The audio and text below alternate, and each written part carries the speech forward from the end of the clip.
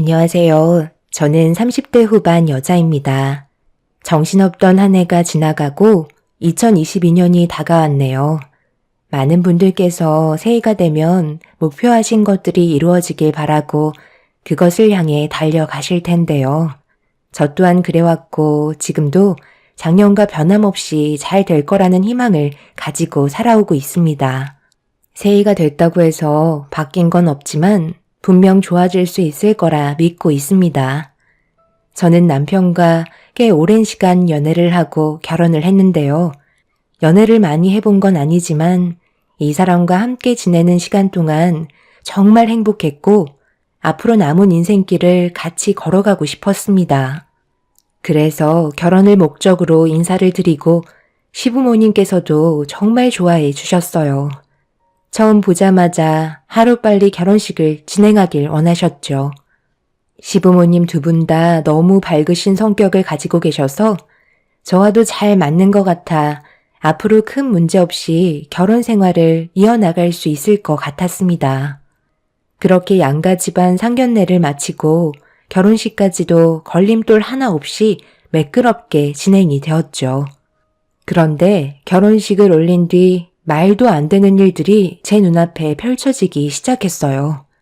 정말 믿을 수가 없었고 눈앞이 캄캄해서 삶에 대한 희망까지 잃어버릴 정도였습니다. 제가 여러분들께 최근 3개월간의 기록을 전부 다 설명드릴 수는 없지만 겪었던 시간들에 대해 최대한 자세히 풀어보도록 할게요. 결혼하고 최근 한 달은 정말 행복했었어요. 제가 꿈에 그리던 삶이었고 눈 뜨고 눈을 감을 때까지 사랑하는 사람이 제 앞에 있다는 게 실감이 나지 않았습니다. 남편도 좋은 사람이고 시부모님께서도 저를 딸처럼 대해주셔서 저 또한 잘하려고 많은 노력을 했었어요.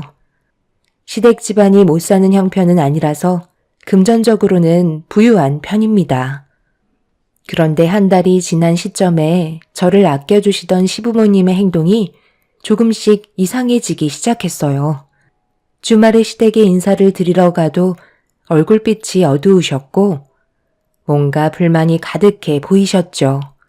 처음 겪어보는 분위기라 어떻게 해야 할지 몰라 조심스럽게 입을 열었어요. 어머님, 요즘 안 좋은 일이라도 있으신 거예요? 아버님도 그렇고 평소와 분위기가 너무 다르셔서요. 제가 혹시 아버님 어머님께 실수라도 한 게 있는 거예요? 아니면 어디 편찮으신 곳이라도 있으신 건 아니죠? 저 왔는데 별 말씀도 없으시고 걱정돼서요. 네가 애니? 딸처럼 대해줬다고 해서 얘가 아주 시부모를 지 부모처럼 생각하고 있네. 너는 시댁이 편하니? 어머님, 그게 아니고요. 혹시 제가 실수한 게 있으면 말씀해 주셔야 앞으로 조심할 수 있으니까요. 저는 단 한 번도 아버님, 어머님을 저희 부모님처럼 편하게 생각한 적 없어요.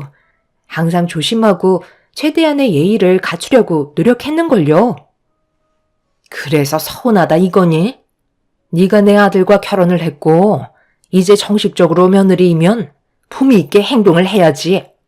아직까지 연애 때의 분위기를 버리지 못한 거야? 우리 집안이 그렇게 가벼워 보이디? 결혼하고 한 달이 지났는데도 아직까지 분위기 파악을 못하는 거야? 아니면 원래부터 눈치가 없는 거야? 며느리면 며느리답게 행동해야지. 어떻게 된 게 품격도 없고 하는 짓도 왜 이렇게 싸 보이는지 누가 보면 술집 여자인 줄 알겠네. 연애 때나 어머님이 먹히는 거지. 정식 며느리가 됐으면 남들 시선도 중요하게 생각해야 되는 거야. 내가 주변 사람들한테 술집 여자를 며느리로 들였냐는 그런 말을 들어야 되겠어? 너한테 싼 티가 흐르다 못해 넘쳐 보인단다. 적은 나이도 아니고 40을 바라보는 나이나 돼서 자기가 20대인 것 마냥 행동하면 되겠니? 네 직업에 맞게 처신하라는 거야. 무슨 말인지 알아듣겠어? 사람의 첫 이미지가 얼마나 중요한데 어딜 갈 때마다 그런 소리를 들어야 하니 내 속이 좋겠니? 이런 기분에 무슨 저녁을 먹겠어? 입맛도 싹 가셨다. 다음부턴 집에서든 밖에서든 나한테 앵기지 말고 거리를 두고 걷도록 해라. 그리고 옷차림도 웬만하면 정숙하게 입도록 하고 한 번만 더 살갑게 굴면 눈물을 쏙 빼놓을 줄 알아. 시부모님의 거침없는 말투와 표정들은 저를 당황스럽게 만들었어요. 분명 결혼 전에는 살갑게 다가가는 제 성격이 마음에 들고 집안의 분위기를 살린다며 좋아해 주셨었는데 갑자기 변하신 모습으로 저를 대하셔서 아무 말도 하지 못한 채 멍하니 시부모님을 바라볼 수밖에 없었죠. 마음에 들지 않는 부분들이 계시다면 그것 또한 고쳐야 앞으로의 결혼 생활에 문제가 없을 것 같아 제가 하고 싶은 말을 뱉기보다 앞으로 조심하겠다며 고개를 떨궜습니다. 시모는 시댁에 온 지 1시간도 되지 않은 저희 부부에게 이런 분위기로 얼굴 보며 같이 식사할 수 없다고 집으로 돌아가길 원하셨어요. 남편도 안 좋은 분위기를 살피는 듯 저에게 돌아가자며 눈치를 줬고 어쩔 수 없이 집으로 돌아오게 되었죠. 그리고 집에 가는 동안 차 안에서 너무 서러워 닭똥 같은 눈물을 쉬지 않고 쏟아내고 말았습니다. 결혼 한 달 만에 시부모님께 상처되는 말들을 듣게 될 거라곤 전혀 상상하지 못해서 너무 서러웠던 것 같아요.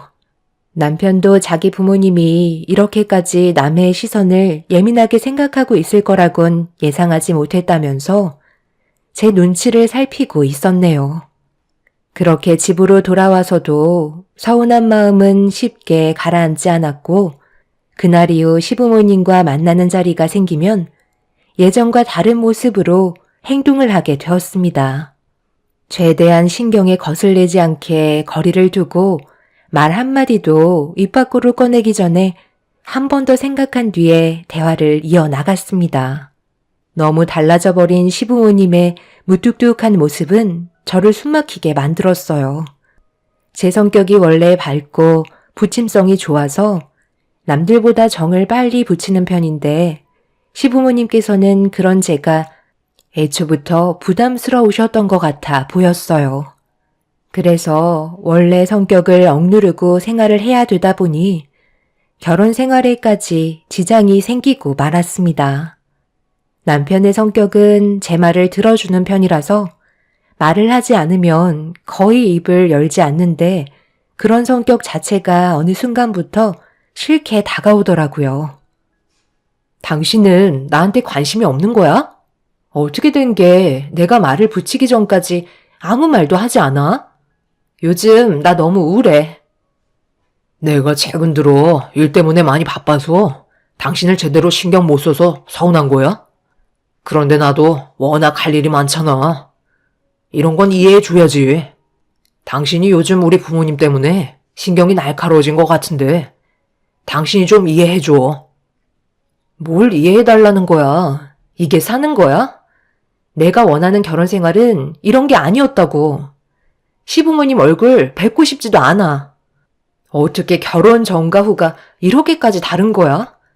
결혼 전에는 내가 너무 이쁘다고 살갑게 대해주시더니 지금 봐봐. 어머님이랑 아버님이 나한테 눈 한 번을 마주치지 않으셔. 조심스럽게 말을 붙여도 대충 대답하시고 더 이상 말도 안 하시잖아. 원래 좀 무뚝뚝하신 걸 어쩌겠어. 남들 시선이 중요하시다잖아. 당신도 너무 기분을 업시키지 말고 차분한 모습을 보여줘봐. 솔직히 내가 봐도 당신 너무 정신없어. 나는 오히려 지금이 딱 좋아 보이는데? 너무 말이 많아도 수준 낮아 보이잖아. 뭐? 수준이 낮아 보인다고? 지금 말 다 했어? 어떻게 당신이 나한테 그런 말을 할 수가 있어? 이제는 당신까지 나를 무시하는 거지?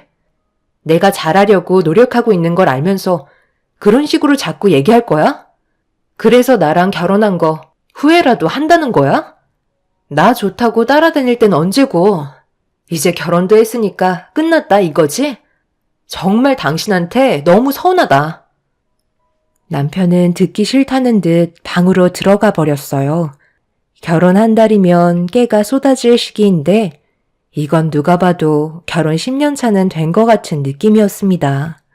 아무리 연애를 오래 했다 해도 상대방의 예의가 아닌 행동을 보인 남편에게 너무 큰 실망을 하게 되었고 처음으로 결혼을 후회하게 되었어요.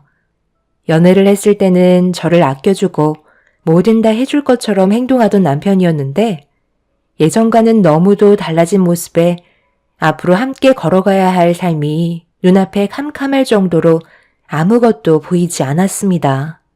그렇게 한 달이 지나 2달째가 되었을 때 남편이 퇴근하고 집에 들어올 시간이 한참 지났는데도 집에 오지 않길래 그래도 남편이라고 걱정되는 마음에 몇 번이나 전화를 걸어봤지만 받지 않더라고요. 그런데 잠시 뒤 문자 한 통이 와서 확인을 해보니 남편이 시댁에 있는지 그날 저와는 한마디 상의도 없이 시댁에서 자고 간다며 다음날 보자는 한마디 하고 아무런 연락도 주지 않았어요. 제 생각은 전혀 하지 않고 남편 멋대로 하는 행동 때문에 너무 화가 나 시모에게 전화를 걸었습니다. 역시나 받지 않았고 시부께도 전화를 했는데 똑같이 받지 않으시더군요. 시댁 식구들 전부 다 저를 무시하는 행동을 참을 수가 없어 짐을 챙기고 시댁으로 향하려고 집 밖을 나서려는 순간 시모에게 전화가 왔어요. 저도 이미 감정이 안 좋아진 상태라 좋지 않은 목소리로 전화를 받았습니다. 왜 이렇게 사람을 귀찮게 하는 거야?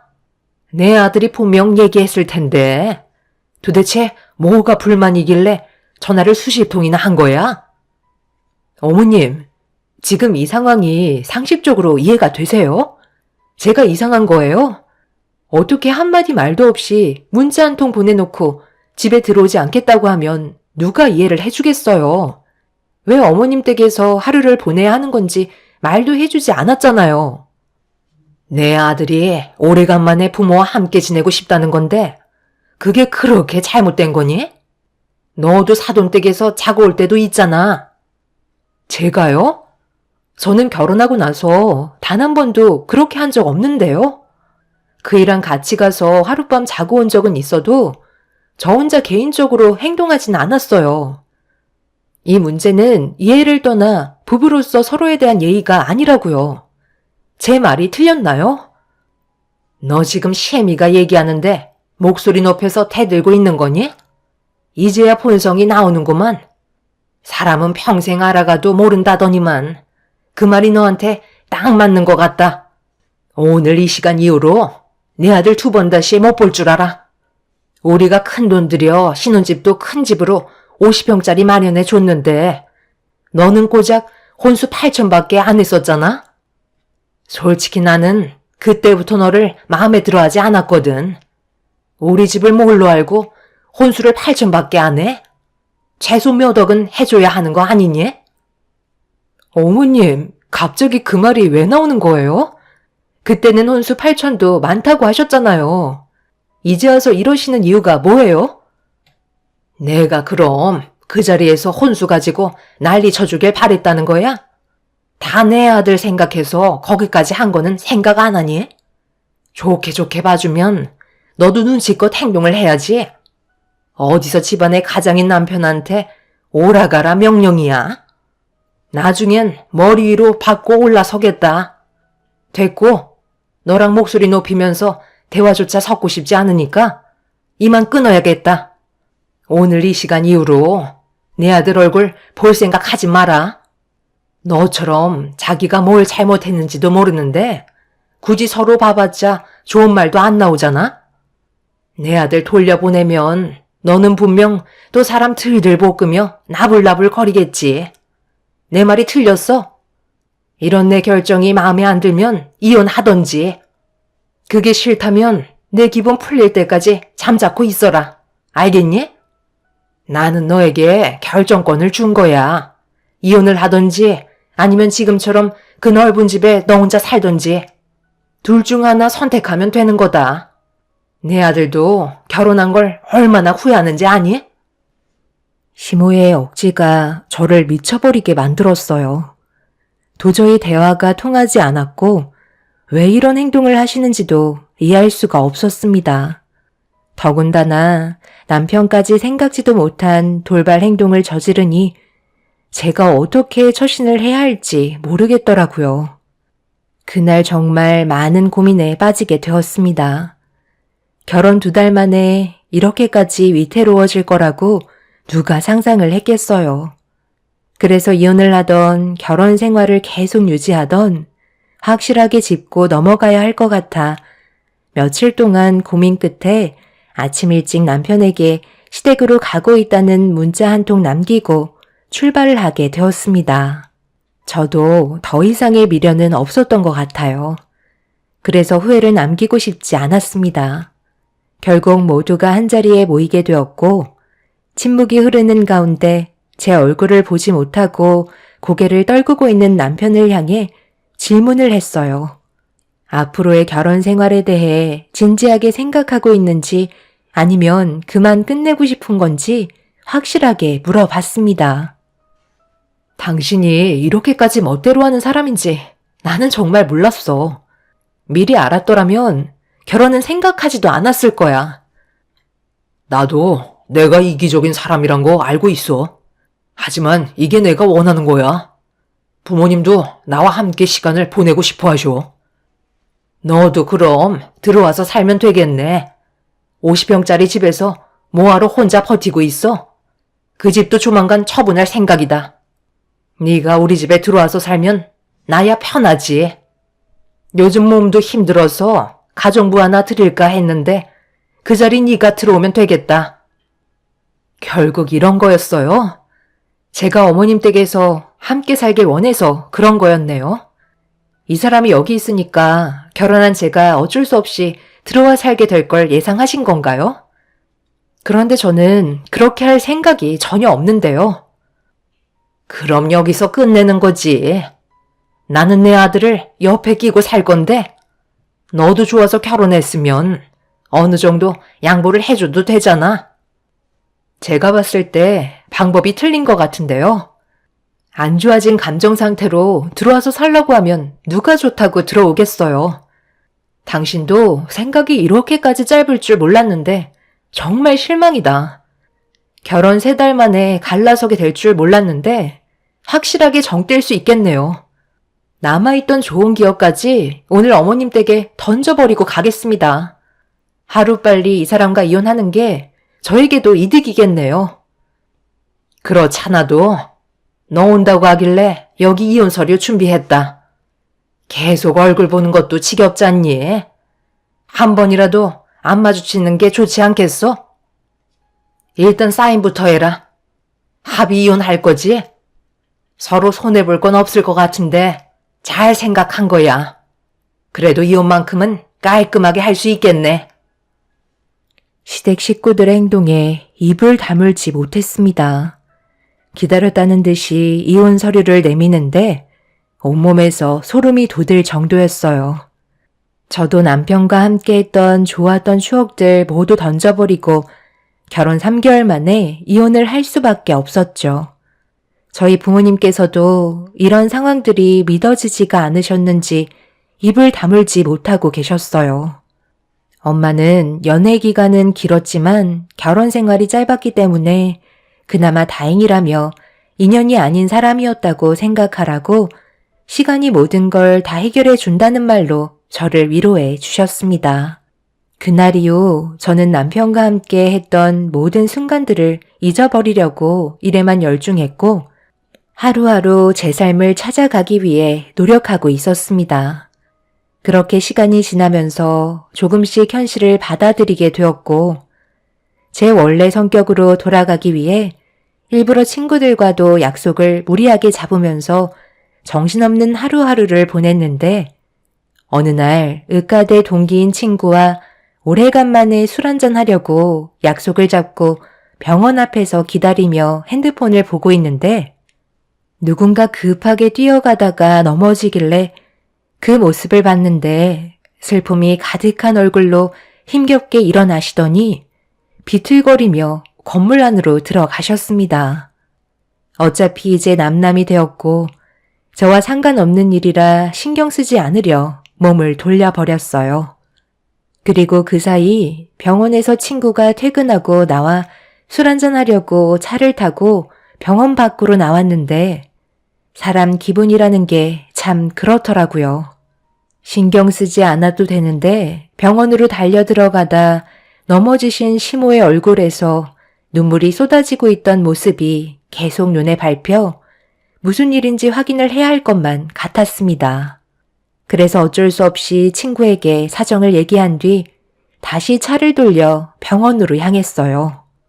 그런데 병원에 도착을 하자마자 어디선가 오열을 하고 있는 시모의 목소리가 들려와 그곳을 향해 천천히 걸음을 옮겼는데 간호사분들을 붙잡고 난리를 치고 계시더라고요.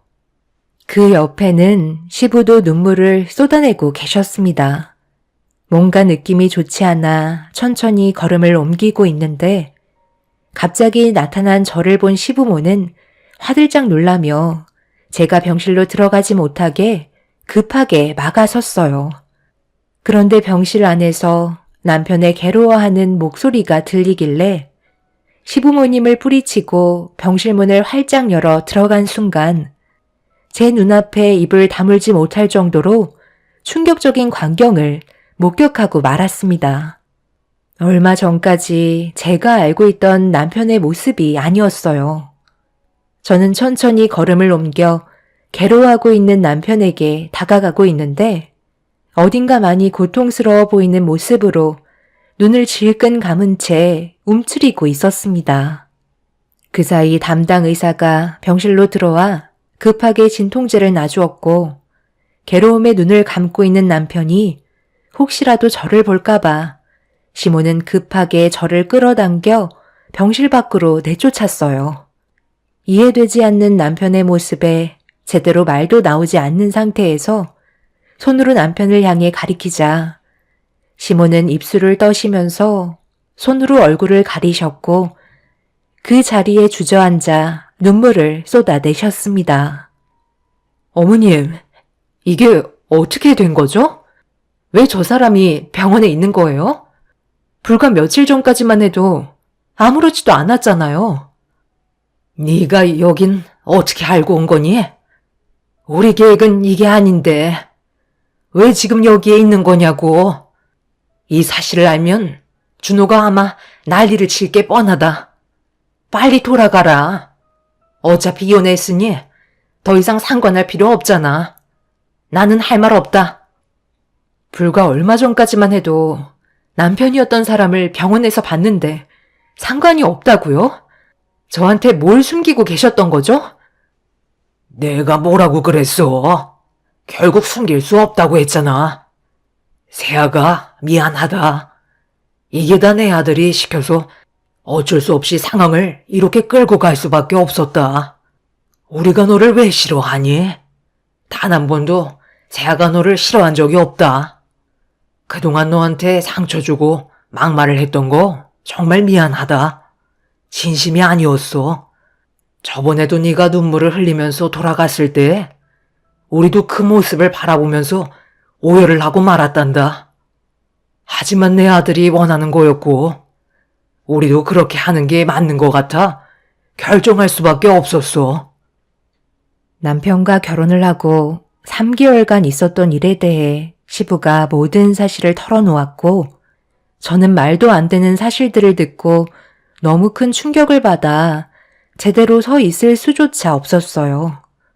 남편이 저와 결혼을 한 이후 몸이 좋지 않아 저 몰래 다른 병원에서 검사를 받았었어요.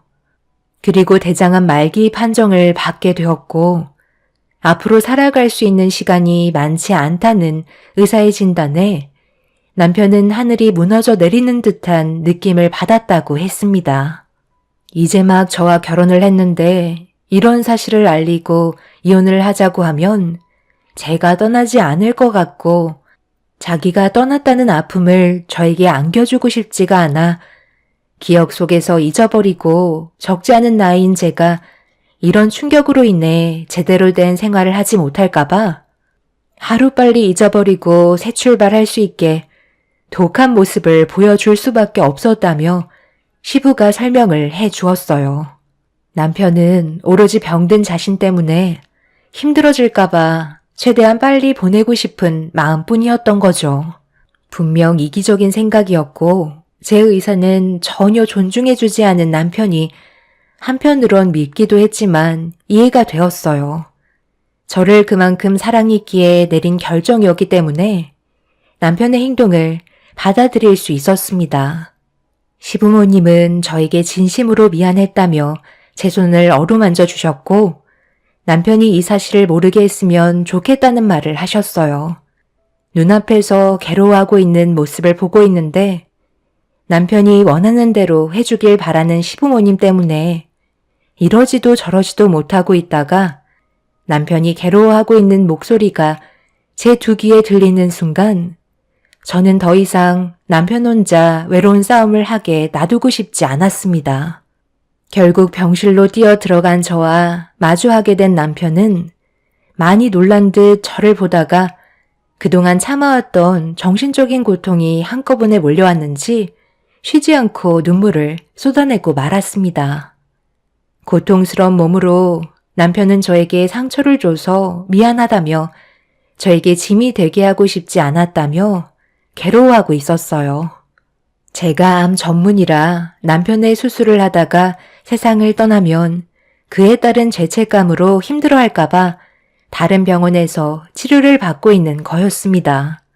남편은 하나부터 10까지 전부 다 저를 생각해서 움직였다고 했지만 제가 봤을 때 그건 저에 대한 배려가 아니었어요. 그래서 남편이 살아있는 동안 제 곁에서 할 수 있는 모든 걸 해주고 싶었습니다. 남편과 저는 한참 동안 눈물을 쏟아내었고 결국 제가 일하는 병원으로 옮겨져 치료를 받게 되었네요. 이미 온몸에 전이가 많이 되어 있는 상태라 수술을 하기에는 쉽지 않은 몸 상태였어요. 저 말고도 대장암 의료진 20여 명과 대장암이 주로 전이되는 간이나 폐를 보는 담당 의사까지 모두 참석해서 수술을 할 수 있는 부분부터 하나씩 처리해 가기로 회의를 마쳤습니다. 다행히 첫 수술은 성공적이었지만 기쁨도 잠시 회의 때 얘기했던 대로 이미 온몸으로 전이가 되어 있는 상태라 전신으로 퍼져나가는 암을 의료 기술로 막기에는 역부족이었어요. 결국 모든 방법을 동원해 남편을 살려보겠다고 발버둥 쳤지만 남편과는 마지막 순간을 맞이할 수밖에 없었죠. 남편은 이미 마음을 정리한 것 같았어요. 내가 그동안 모시게 했던 거 정말 미안해. 이렇게 될 줄 알았으면 그렇게까지 할 필요가 없었을 텐데 당신이 겪게 될 아픔들을 보면서 눈을 감고 싶지 않았어. 사랑하는 사람을 혼자 남겨두고 세상을 떠난다는 게 너무 싫었어. 내 눈앞에서 슬퍼하는 당신의 모습을 보면서 눈을 감고 싶지 않더라고. 그래서 당신이 볼 수 없는 곳에서 생을 마감하고 싶었는데 결국 당신 앞에서 눈을 감게 되었네. 당신이랑 하고 싶은 일들이 정말 많았었는데 먼저 가서 미안해. 그래도 우리 연애 기간은 꽤 오래였잖아. 당신을 만나서 너무 행복했고 내가 살아있는 이유를 알 수 있게 해주는 단 한 사람이 당신이었어. 나는 내가 한 결정에 대해 후회한 적 단 한 번도 없어. 앞으로 당신한테는 좋은 날들만 펼쳐졌으면 좋겠다. 나도 당신을 만나서 정말 행복했어. 그래서 내가 결혼을 선택한 거잖아. 나는 지금도 후회하지 않아. 내 인생의 최고의 순간이었거든. 그리고 나도 몰랐는데 며칠 전에 알게 됐어. 나 임신이래. 당신 아이가 내 뱃속에서 자라고 있다고. 그동안 우리한테 여러 가지 일들 때문에 많이 힘들었잖아. 나도 제대로 먹지 못했고 당신 돌보느라 정신도 없어서 이혼 전에 임신이 된 줄 모르고 있었는데 생각보다 태아가 많이 작은 것 같아. 시간이 지나면 정상적인 크기로 돌아온다곤 하는데 지금은 그렇게 눈에 띌 정도는 아니야. 내가 전혀 모르고 살았을 정도였으니까. 뱃속에 있는 아이한테 아빠는 정말 좋은 사람이었다고 얘기해 줄게. 우리가 함께한 세월의 시간은 소중히 생각하며 앞으로 뱃속에 있는 아이한테 모든 걸 다 쏟아 부을 거야. 그러니 당신도 너무 걱정하지 말고 마음의 짐을 내려놨으면 좋겠어. 남편은 뱃속에 아이가 있다는 말에 눈물을 흘렸고 제 배를 어루만지다가 숨이 가빠왔는지 결국 더 이상 버티지 못하고 세상을 떠나고 말았습니다. 많은 의료진분들께서 남편을 살려보겠다며 심폐소생술을 진행했지만 남편은 더 이상 제 손을 잡아주지 않았어요. 제가 아무리 불러 외쳐봐도 남편은 저를 바라봐 주지 않았고 따뜻한 온기만 남아 있었습니다. 밖에서 이 사실을 전해들은 시부모님께서 비틀거리며 나온 저를 보고 오열을 하셨고 제가 주저앉으면서 몸에서 떨어진 명찰을 시부가 집어들곤 저에게 건네주시면서 그동안 정말 고생 많았다며 오열을 하셨습니다. 시모는 저를 끌어안으시고 한참 동안 혼자 남겨진 저와 뱃속에 있는 아이가 불쌍하다며 미안해 하셨어요. 그렇게 남편을 떠나보낸 자리에 남겨진 저와 뱃속의 아이는 지금도 실감이 나지 않아요. 퇴근 시간만 되면 남편이 현관문을 열며 들어올 것만 같고 저에게 아낌없는 사랑을 줄 것 같은데 남편은 더 이상 저를 불러주지 않네요. 앞으로 뱃속에 있는 아이와 남은 인생 열심히 살아갈 테지만 현재 제가 받은 충격이 아직까지 가시지 않아 많이 힘든 상태입니다. 시부모님께서는 매일 제가 일하는 병원에 찾아오셔서 많은 관심과 사랑을 주고 계세요. 모든 것들이 진심이 아니었던 만큼 저에게 항상 미안해 하십니다. 모든 걸 이해하고 있는 저는 지금 현재의 삶을 받아들이고 앞만 보며 열심히 달려가려고요. 제 삶에 여러분들의 응원이 함께 해주셨으면 좋겠어요. 새해가 밝아온 만큼 저도 그렇고 뱃속에 있는 아이도 건강했으면 좋겠습니다. 제 사연 들어주신 분들, 새해에는 언제나 좋은 일들만 가득하시길 바랍니다. 감사합니다. 안녕하세요. 저는 나이 60에 딸 하나 있는 엄마입니다. 제 딸이 좋은 남자를 만나 결혼을 하려고 계획을 가지고 있었지만 안사돈의 잘못된 행동들이 결국 제 딸과 예비 사이를 갈라놓게 하고 말았습니다. 제가 여기에 사연을 신청한 이유는 저희 가족과 같은 피해를 받지 않으셨으면 좋겠고 만약 여러분들의 자제분들이 결혼을 앞두고 있다면 이런 집안은 피하셨으면 좋겠네요. 제 딸이 결혼을 생각하며 교제를 하고 있는 남자가 있었습니다. 얘기를 들어보면 상당히 좋은 관계를 유지하고 있는 것 같아 보였어요. 둘 사이가 나쁘지 않아 보였고 싸우는 것도 본 적이 없었죠. 그래서 결혼까지 이어지겠구나 생각했었어요. 그리고 언제 한 번은 겪어야 될 일이 오게 되었네요. 저희 집에 인사를 온 예비사위는 딱 봐도 인물도 훤칠하고 성격도 상당히 밝아 보이는 모습이 첫눈에 들어왔고 제 딸이 좋아할 만한 성격을 가지고 있는 걸 단번에 알 수 있었죠. 둘이 좋다는데 제가 뜯어 말릴 이유도 없었습니다. 예비사위는 같은 직종업에 종사하고 있고 둘 다 능력이 좋은 편이라 남들에게 인정을 받고 있었죠. 보통은 같은 환경에서 근무를 하다 보면 그 안에서 대부분 이성을 찾게 되는 것 같아요. 제 딸도 그런 상황이었던 거죠. 그래서 그런지 둘은 대화도 잘 통했고 성격도 비슷해서 앞으로의 결혼 생활은 크게 문제 없을 것 같아 보였어요. 저희 집에 인사 온 건 그냥 형식적인 절차인 것 뿐이지 남편도 그렇고 저도 결혼에 대해 반대를 하지 않았습니다. 딸이 모든 걸 신중하게 결정하는 성격인데 자기 인생을 맡겨야 할 배필을 고르는 중요한 일을 생각 없이 행동하지 않았을 거란 걸 누구보다 저희 부부가 잘 알고 있었어요. 그래서 최대한 즐거운 분위기로 이끌어가면서 좋은 말만 해주고 조언해 줄 수 있는 건 아끼지 않았죠. 둘 다 나이도 어느 정도 있다 보니 최대한 서둘러서 결혼식을 올리는 게 좋을 것 같아 상견례 날짜를 최대한 빠른 시일 내에 잡길 원했습니다. 그런데 제가 둘의 결혼을 너무 당연시하게 생각했던 건지 예상치 못한 일들이 제 딸이 아닌 저에게 닥쳤습니다. 예비사위가 저희 집에 인사 왔을 때 아무 조건 안 보고 결혼을 허락했는데 사돈 측에선 저와 남편을 문제 삼고 결혼을 반대하게 되었죠. 안색이 안 좋은 상태로 집에 들어온 딸의 입에서 아빠 엄마의 직업 때문에 결혼을 하지 못할 수도 있다는 말을 들었을 때 상당한 충격으로 다가왔었습니다. 사돈 댁에서 그런 식으로 나올지 몰랐거든요. 정말 사돈분들이 그런 식으로 얘기했다는 거야? 너는 마음에 드는데 아빠 엄마의 직업에 흠이 있어서 결혼이 꺼려진다고? 지금 엄마가 너무 당황해서 말도 안 나오는데 사돈분들의 입장을 이해하려 해도 납득이 되지 않으니까 어떤 식으로 받아들여야 할지 모르겠네. 아빠 엄마 직업이 어때서?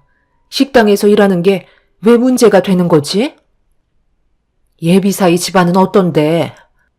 우리와 비교도 할 수 없을 만큼 엄청나게 재력이 좋은 집안인 거야? 사돈분들이 뭐라고 하시는데? 집안 전체가 균형을 이루지 못하는 것 같아서 결혼에 대해 고민을 할 수밖에 없다고 하시는데 내가 거기에다 대고 무슨 말을 더해. 얼마나 어이가 없던지. 처음 인사드리러 갔을 때부터 나를 위아래로 훑어보는 것도 기분이 안 좋았는데 자리에 앉자마자 부모님이 식당에서 일을 하신다니까 상당히 불쾌한 얼굴을 하고 계시더라고. 그래서 왜 그게 문제가 되냐고 다시 되물으니까 흙수저가 금수저 하나 만든 것 뿐이지 집안 전체를 따지고 봤을 때 누가 봐도 흙수저 집안이라고 무시하시길래 더 이상 그 자리에서 머물러 있는 게 미련한 짓인 것 같아 더는 얘기하고 싶지 않다며 그 집에서 그냥 나와버렸어. 그 집안이 얼마나 잘 사는지는 몰라도 우리 가족을 무시하는 건 절대 용납할 수 없거든. 딸은 화가 잔뜩 올라온 상태였어요. 제가 봤을 때도 확실히 사돈분들의 행동은 문제가 있어 보였습니다. 남편은 옆에서 딸의 말을 듣자마자 결혼 얘기는 없었던 걸로 하는 게 좋을 것 같다며 화를 내고 있었습니다. 그런데 딸의 핸드폰으로 계속해서 예비사위한테 전화가 오더군요. 딸은 받지 않으려 했지만 남편이 무슨 말을 하려는 건지 드러나 보자며 통화하길 원했고 수화기에서 들려오는 예비사위의 목소리는 상당히 당황스러워하고 있었습니다. 결국 남편은 사위를 집으로 다시 불러들였고 잠시 뒤 안 좋은 표정으로 저와 남편의 얼굴 표정을 살피며 조심스럽게 집으로 들어왔습니다. 우리는 자네를 정말 좋게 보고 있었는데 사돈댁에서 그런 식으로 나올 거라곤 정말 몰랐네. 식당에서 일하는 게 뭐가 잘못됐다는 거야? 그렇다고 우리 집안이 그렇게 못 사는 형편도 아닌데 고작 식당에서 일한다고 해서 무시하는 거야? 아버님, 정말 죄송합니다. 저도 지금 이런 상황이 솔직히 당황스러운데요. 저희 엄마가 그런 식으로 말씀하실 줄은 전혀 몰랐어요. 아버님 어머님께서 뭐 하시냐고 물어보시길래 솔직하게 말씀드렸는데 그때부터 표정이 변하셨거든요. 당연히 제가 옆에서 설명을 드렸는데도 식당 일 하시는 걸 못마땅해 하셨어요. 좋은 분위기가 만들어질 줄 알았는데 이런 식으로 실망을 안겨드려서 드릴 말씀이 없습니다. 하지만 저는 세경이와의 결혼을 절대 포기하고 싶지 않아요. 저희가 함께 해온 시간들도 있고 결혼을 약속한 사이인데 저희 부모님께서 반대하신다고 이 결혼을 포기하는 건 말이 안 된다고 생각합니다. 저희 둘이 좋아서 결혼하겠다는 건데 다른 의견으로 인해 계획에 차질이 생긴다면 저도 그만큼 각오할 준비가 되어 있습니다. 그러니 아버님께서 저희 결혼을 반대하지 않으셨으면 좋겠어요. 부탁드릴게요. 그건 오빠 생각이지. 어머님이 하시는 말 다 들었는데 우리가 어떻게 결혼을 할 수가 있겠어? 아무리 마음에 들지 않는다 해도 서로 초면이면 지켜야 할 예의가 있는 거야. 오빠 어머님께서 우리 엄마한테 뭐라고 하셨어? 식당 참모일 하는 우리 엄마가 못마땅하다고 하셨잖아. 내가 그동안 부모님께서 어떻게 살아오셨는지 두 눈으로 전부 다 봤는데 그런 식으로 무시를 하면 내가 이 결혼 하고 싶겠어? 오빠가 아무리 좋아도 결혼이라는 건 양가 집안의 축복 속에 이루어지는 거라고. 그런데 한쪽 집안에서 그런 식으로 나오면 앞으로 오빠와 결혼을 하게 되더라도 이런 문제들 때문에 부딪히게 되는 상황들이 수도 없이 많을 거라고. 그렇게 되면 결국 그 끝은 뭐일 것 같아? 오빠랑 나랑 이혼밖에 더해? 나는 내 인생이 흠집나는 거 정말 싫어하는 성격이거든? 미안하지만 우리는 여기까지 하는 게 좋겠어.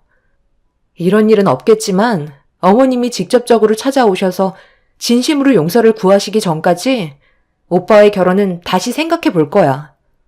이게 내가 지금 느끼고 있는 감정이야. 얼마나 잘 사는 집안을 만나고 싶어 하시는지 모르겠지만 솔직히 오빠 집안도 그렇게 따지면 어머님은 지금 뭐 하시는데?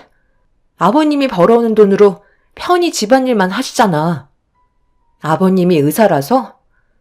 정작 어머님은 우리 부모님보다 못하신데 오빠랑 아버님이 뒤에서 든든하게 받쳐주고 있다고 그런 식으로 기세 등등 하셔서는 상처되는 말들을 거침없이 뱉으시면 오빠랑 아버님 얼굴에 먹칠하는 것밖에 더 돼?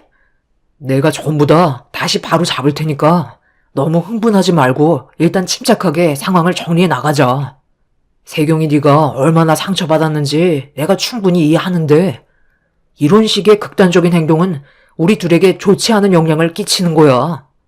진심으로 나와 헤어지고 싶은 건 아니잖아. 우리 엄마가 얘기한 부분에 대해 서운한 것뿐이잖아. 내가 서둘러 해결하도록 할게. 딸은 화가 머리끝까지 올라와 버린 상태였어요. 자기 부모를 안 좋게 바라보고 있던 안사돈을 용서하고 싶지 않다며 결혼은 없던 걸로 하자고 예비 사위를 조금도 받아주려 하지 않았습니다. 처음으로 제 딸과 예비 사위의 안 좋은 모습을 두 눈으로 보고 있는데 마음이 너무 안 좋더군요.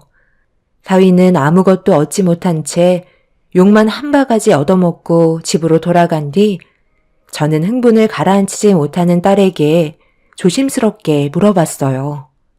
진심으로 모든 걸 사위와 헤어질 자신이 있는지 대화를 시도했는데 속은 그렇지 않았는지 제가 질문을 던짐과 동시에 딸은 눈물을 펑펑 흘리며 사돈의 행동에 대해 너무 서운하다고 괴로운 모습을 보여주고 있었습니다. 결혼은 당연하게 할 거라 생각했었는데 저와 남편이 식당 일을 하는 걸 못마땅히 해서 결혼을 반대할 거라곤 정말 상상조차 하지 못했었죠. 그날이요, 딸은 겉으로 아무렇지도 않은 척 행동하고 있었지만 사위와 같은 회사에 다니고 있어서 그런지 상처는 좀처럼 회복이 되지 못하고 있는 것 같았어요. 좀처럼 풀리지 않고 있는 매듭이 계속해서 꼬여만 가고 있는 모습을 지켜보는 저도 마음이 좋지 않았는데 결국 둘은 헤어지게 되었다는 말을 듣고 말았습니다. 몇 날 며칠을 눈물로 괴로워하고 있던 제 딸은 회사 일까지 지장을 주게 될 정도로 몸이 안 좋아졌는데 그건 예비사위도 마찬가지인 듯 보였어요. 이런 상황이 오래 지속되지 않길 바랬지만 점점 더 문제가 커지기 시작했죠. 그렇게 되자 사돈댁에서도 예비사위가 걱정이 됐는지 저에게 연락을 취해 왔어요. 다짜고짜 약속 장소를 문자로 보내고 만나자고 하길래 저도 진지하게 대화를 해봐야 할 것 같아 약속 장소로 나가게 되었고 그렇게 처음으로 안사돈과 얼굴을 마주하게 되었습니다. 이런 식으로 얼굴을 마주하게 될 줄 몰랐는데 제가 만든 상황이니 어쩌겠어요? 수습도 제가 해야 되겠죠. 왜 이렇게 됐는지 세경이 어머님도 어느 정도 알고 계실 테니 본론만 말씀드릴게요. 제 아들과 세경이 결혼할 수 있도록 허락하겠습니다. 이러다 제 아들까지 죽어나가게 생겼네요. 요 며칠간 회사를 못 나가고 있는데 아시겠지만 빠지는 것도 하루 이틀이지. 이런 식으로 계속 안 좋은 상황으로 유지가 된다면 나중에는 정말 회사에서 나오게 될지도 모른다고요. 저는 그렇게까지 안 좋은 방향으로 흘러가는 건 보고 싶지 않습니다. 그건 사돈도 저와 같은 생각이시죠? 자기 자식이 힘들어하는 걸 누가 보고 싶겠어요? 금융회사가 장난도 아니고 둘 다 정말 힘들게 들어간 회사인데 제가 사돈 식당 일을 못마땅해 한다고 결혼을 반대하면 둘 중 하나는 결국 퇴사를 하게 될 거 아니에요. 저는 그게 제 아들이 될까봐 매일 불안에 떨며 살고 있네요. 그러니 결혼 허락하겠습니다. 지금 둘이 헤어진 상태라는데 사부인께서 따님 잘 설득해서 다시 제 아들과 이어질 수 있게 연결 부탁드릴게요. 제가 실수한 건 인정할 테니 사돈도 그만 기분 풀어주셨으면 좋겠네요. 그렇게 해주실 거라 믿겠습니다. 둘 다 비슷한 조건이고 앞으로 잘 살기만 바라면 아무런 문제가 없는 건데 사돈께서 왜 이런 식으로 일을 크게 만드셨는지 저는 정말 이해를 하지 못하겠네요. 제 딸 연봉 1억입니다. 사위도 1억이 넘는다는 걸 아는데 그럼 앞으로 살아가는데 전혀 문제가 없지 않나요? 제가 식당 일을 하는 게 그렇게 못마땅하셨어요? 일이 이 지경이 되기 전에 한 번 더 생각을 하셔도 되는 건데 결국 이런 사태가 오고 나서야 사위가 회사에서 미끄러지기라도 할까봐 그게 아쉬워서 지금 저와 만나자고 한 거잖아요.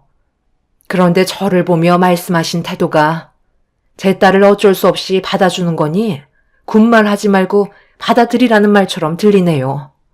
실수하신 부분에 대해 조금 더 잘못을 인정하고 계신 것 같지 않으신데요? 이 문제는 저보다 제 딸과 푸셔야 할 것 같습니다. 누구보다 상처를 많이 받아서 헤어지자는 말까지 나온 마당에 저와 해결 본다고 달라지는 건 전혀 없으세요. 제 딸에게 사돈께서 먼저 손 내미시는 건 자존심이 허락하지 않으신 건가요? 저를 어떻게 생각하시는지 그건 중요하지 않아요.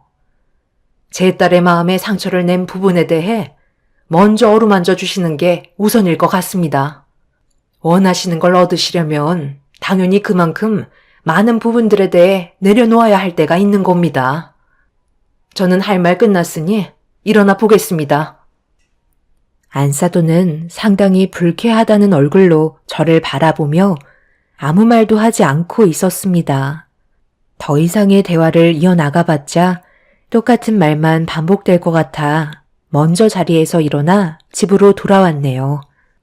저희가 잘못한 부분이 있었던 것도 아닌데 굳이 아쉬운 소리 할 필요는 없다고 생각했었어요.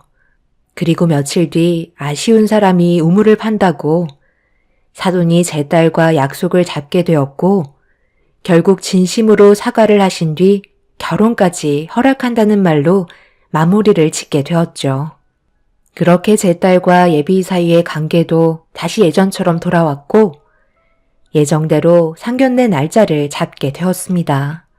그런데 사람의 본성은 쉽게 바뀌지 않더군요. 상견례가 별거 있나요? 그냥 서로 얼굴 보고 인사하고 좋은 말 주고받으면서 시간 때우다가 돌아가면 되는 거죠.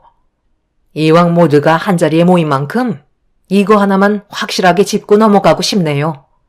결혼이 애들 장난도 아니고 그만큼 신중해야 되는 거라 저도 사돈어른의 집안을 안 볼 수 없었습니다. 그 정도는 누구나 똑같다고 생각합니다. 단지 제가 생각한 기준에 사돈 집안이 부족했던 것뿐이고 그걸로 인해 세경이가 서운하게 받아들인 것뿐이죠. 얼마 전에 세경이와 따로 만나서 많은 대화를 주고받긴 했는데 둘이 좋다면 저도 더 이상 관여하지 않겠습니다. 쓸데없는 말을 해서 둘에게 안 좋은 영향을 많이 끼치고 있다는 걸 알 수 있었고 저도 안 좋아지는 상황을 바라지 않으니까요. 그래서 둘이 결혼을 하면 세경이와 좀 더 가까워지는 시간을 가지고 서로에 대해 알아가고 싶어서 몇 년간은 저희 집에 들어와 같이 살았으면 좋겠거든요. 어차피 나중에는 분가를 하게 될 테지만 결혼하고 나서 바로 떨어져서 산다면 아들을 끼고 살았던 제 입장에서는 정신적으로 상당히 힘든 시간들이 될 것 같아서요. 그래서 어느 정도는 적응하는 시간이 필요하지 않을까 생각됩니다. 오랜 시간 함께 살자는 게 아니라 2, 3년 정도면 적당할 것 같거든요. 그 사이 아이가 생기기라도 한다면 어차피 도움도 받아야 하니까 아이의 눌러붙어 살아도 되고요. 제가 원하는 건 딱 여기까지입니다. 사돈, 그런 개인적인 생각을 제 딸에게 따르라고 하는 건 무리가 있는 듯 싶은데요. 결혼을 허락하셨으면 당연히 앞으로 잘 살아갈 수 있게 부모는 뒤에서 지켜봐야 하는 게 맞는 거라 생각합니다. 결혼을 하게 해줘놓고 왜 자식들을 품에 끼고 살으려 하시는지 도통 이해가 되지 않네요. 반대로 제가 사위를 집안으로 들인다면 사돈 입장에서는 어떻겠어요? 받아들여 주시겠나요? 둘의 결혼을 허락하자는 자리이고 앞으로 서로에 대해 좋은 말들만 해줘도 모자랄 시간에 사돈의 발언은 지금의 상견례 자리의 분위기를 흐릴 뿐입니다. 그리고 자식들의 의견이 제일 중요한 거 아닐까요? 다들 어떻게 생각하니? 저희 엄마가 이런 생각을 가지고 계실지 전혀 몰랐어요. 하지만 같이 살아갈 순 없어요. 그건 저도 불편하고 결혼을 했으면 당연히 따로 살아야 하는 게 맞는 거죠. 제가 원하지 않기 때문에 엄마의 의견은 받아들일 수 없을 것 같아요. 저도 같은 생각이에요. 신혼을 그렇게 보내고 싶지 않을 뿐더러 저는 오빠와 마음 편히 생활하고 싶어요. 그러니까 내 의견에 모두가 반대를 한다는 거네. 내가 좋게 얘기한 건 눈치껏 행동하라고 얘기한 건데 들어주지 않겠다는 건 결혼을 하지 않겠다는 거와 같은 거 아니야? 양보를 어느 정도 했으면 돌아오는 게 있어야 하는 건데 왜 내 의견을 들어주려 하지 않는 거지? 이렇게 되면 나도 결혼 허락을 할 수가 없지. 평생을 함께 살자는 것도 아니고 고작 2, 3년 함께 지내자는 건데 그게 그렇게 잘못된 거니? 됐다. 이 결혼 없던 걸로 하자. 식당에서 참모나 하는 사돈이 못마땅한데도 받아줬으면 감사하게 생각해야지. 이제 다 필요 없으니까 이 결혼 없던 걸로 하자고. 제 딸이 사위와 결혼을 하고 사돈 댁에서 함께 살지 않겠다는 말에 또다시 분노했고 결혼을 반대하면서 상견례장이 떠나갈 정도로 언성을 높였어요. 그 모습을 보는데 더 이상은 힘들 것 같은 생각만 계속해서 들었습니다.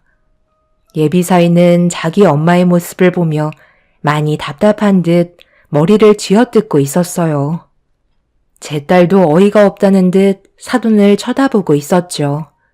남편도 더는 듣고 싶지 않았는지 자리에서 일어났고 저희 가족 모두는 결혼은 없던 걸로 하자며 상견례장에서 나오려 하는데 묵묵히 말수를 아끼고 계신 사돈 어른이 저희를 멈춰 세우셨네요.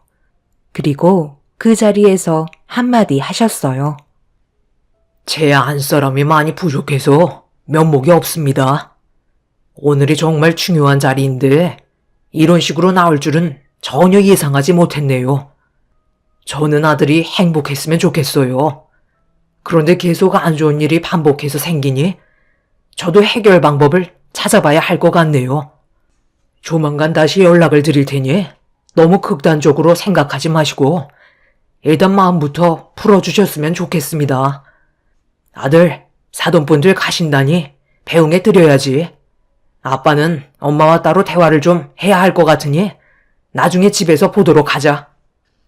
사돈 어른은 안사돈과 진지한 대화를 나누기 시작했고 저희는 결국 집으로 돌아올 수밖에 없었습니다. 사위가 저희 집까지 뒤따라와서 또다시 고개를 숙여야 하는 상황이 만들어지게 되었고 그런 모습을 보고 있던 남편이 사람마다 생각하는 게 달라서 그런 거라며 더 이상 사위가 미안해하지 않았으면 좋겠다고 불쌍하게 바라보고 있었습니다.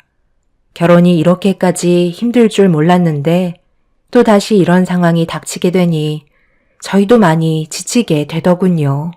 남편은 사위에게 좋은 말을 아끼지 않았고 많은 위로를 해주며 힘을 실어 주었네요.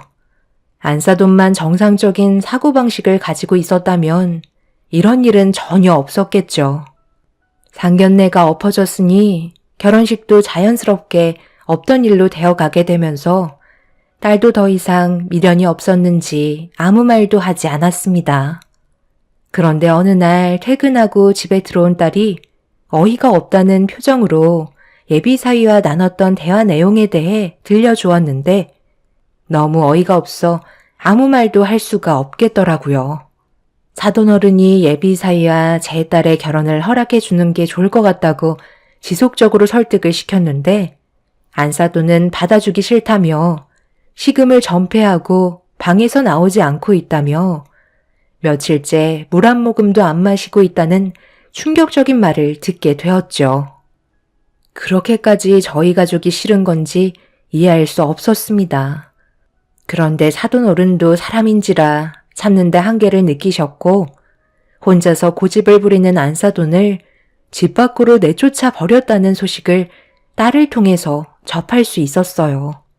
사위는 이런 안 좋은 집안 분위기 속에 제 딸과 결혼을 해야 되는 게 맞는 거냐고 고민을 털어놓게 되었던 건데 사돈의 행동이 질려버린 딸은 결혼은 없던 일로 하자며 더는 관계 발전을 하지 않기로 했다고 확실하게 마음을 정리한 걸 보여주었습니다.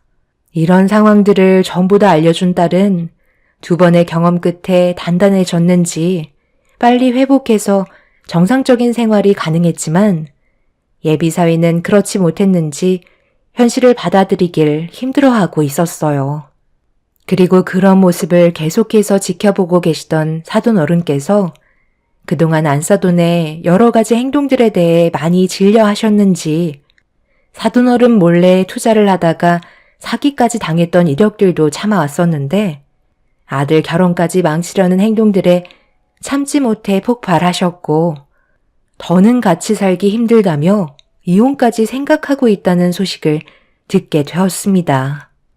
제 딸은 이미 끝냈고 더 이상 관여할 문제가 아니라 신경 쓰지 않고 있었는데 사돈분들께서 이 문제로 의견 차이가 심해졌고 서로 주고받은 상처가 깊어졌는지 결국 서류에 도장까지 찍었다는 걸 들을 수 있었어요. 한 사람의 행동이 엄청난 파장을 불러일으킨 것도 모자라 가정까지 무너뜨리게 만들었다는 게 너무 큰 충격이었죠. 그런데 상황이 급격하게 안 좋아지자 안사돈이 제 딸의 회사에 찾아가 난리를 피우게 되면서 경찰서에 있다는 말에 급하게 딸이 있는 곳으로 향하게 되었어요. 딸은 머리가 산발이 되어서는 눈물을 흘리고 있었고 안사돈은 제 딸을 가만두지 않겠다며 경찰서가 떠나갈 정도로 난리를 치고 있었습니다. 제가 그 모습을 보자마자 눈이 뒤집혀서 달려들었네요. 그렇게 한바탕 난리가 난 이후 저희는 사위가 보였던 행동들이 있어서 마지막으로 합의를 한 다음 사돈댁과 관계를 정리하게 되었습니다. 사돈 어른은 안사돈과 이혼을 했으니 언제나 길은 열려 있다며 시간을 두고 천천히 생각하라고 했지만 저희 가족은 너무 크게 되어서 더는 엮이고 싶지 않았어요. 그날 이후 사이는 다른 회사로 옮기게 되었고 1년이라는 시간이 훌쩍 지나가 버렸죠. 저희 가족은 정상적인 생활을 하면서 다시 자리를 잡고 생활하고 있는데 어느 날 깜짝 놀랄 만한 일이 눈앞에 펼쳐지고 말았습니다. 꽤 큰 회사에 저희 부부가 입찰에 성공을 해서 구내식당의 운영권을 계약하게 되었고 인원 충당을 위해 주방에서 일하실 분들을 모집하고 있었는데 제 앞에 안사돈이 쭈뼛거리며 가까이 다가오고 있었어요. 영양사님, 이번에 주방에서 일하시겠다고 면접을 오신 분이세요. 주방 일이 서툴다고 하시는데 열심히 일하겠다고 하셔서 일단 모셔왔거든요. 면접 보시고 결과는 나중에 따로 알려주시면 될 것 같습니다. 그럼 대화 나누세요. 아니, 어떻게 사돈이 여기에서 일을 하고 계신 거죠?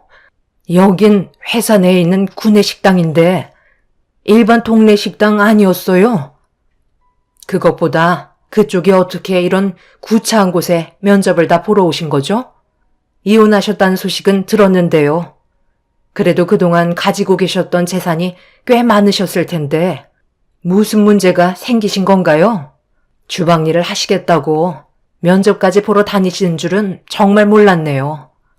주방 일도 안 해보셨을 텐데 웬만하면 다른 일을 알아보시지 그러세요. 저는 받아줄 생각이 없네요. 한 번만 부탁드릴게요. 저 다시 제자리로 돌아가고 싶어요. 저희 남편이 그동안 제가 너무 세상 물정 모르고 살았다며 돈 버는 게 얼마나 힘든지 느껴봐야 정신을 차릴 것 같다고 사돈이 하시는 식당 일을 한 번 저도 경험해 보라고 해서 면접을 보게 된 건데 여기에서 사돈을 만나게 될 줄 몰랐네요. 한 번만 받아주세요. 다시 제자리로 돌아가려면 제가 얼마나 열심히 일을 했는지 그이가 봐야 한다고요. 다시 재결합을 할 수 있는 방법이 이것밖에 없어요. 가정으로 돌아갈 수 있게 사돈께서 도와주시면 안 될까요? 그때 일은 벌써 지난 일이고 이미 1년이나 흘러갔는데 저만 아직까지 정상적인 생활을 하지 못하고 있어요. 이대로 평생 살고 싶지 않아요. 사돈께서 저를 한 번만 불쌍히 생각해 주시고 일 좀 가르쳐 주세요. 부탁드릴게요. 세상 참 좁다고 이런 곳에서 사돈을 다시 만나게 될 줄 전혀 몰랐습니다. 주방에서 일한다고 무시할 땐 언제고 제 앞에 나타나 면접을 보러 온 사돈의 모습을 보니 정말 어이가 없었네요. 들어보니 이혼을 할 때 얼마의 재산을 가지고 나왔는데 그것도 전부 잘못된 투자로 탕진하게 되면서 생활이 궁핍해지자 다시 사돈어른과 재결합을 하고 싶다며 받아달라고 애원을 하면서 이런 사태까지 벌어진 것 같습니다. 사돈이 저희를 무시한 직업에 대해 경험을 해보라며 지시를 내려서 움직이곤 있지만 사람의 본성이 어디 가겠나요. 제 딸과 사이의 결혼을 막아서고 눈물을 쏟게 만들었으면서 정작 본인은 살겠다고 저에게 도움의 손길을 내밀고 있는 안사돈을 보고 있으니 너무 화가 치밀어 오르네요. 더 이상 연관도 없는 사람인데 한 공간에 있고 싶은 마음은 솔직히 없습니다. 새해에 입찰을 받아서 앞으로 몇 년간 활동해야 될 구내식당에서 사돈과 부딪히다 보면 분명 또 다른 사건이 시작되겠죠.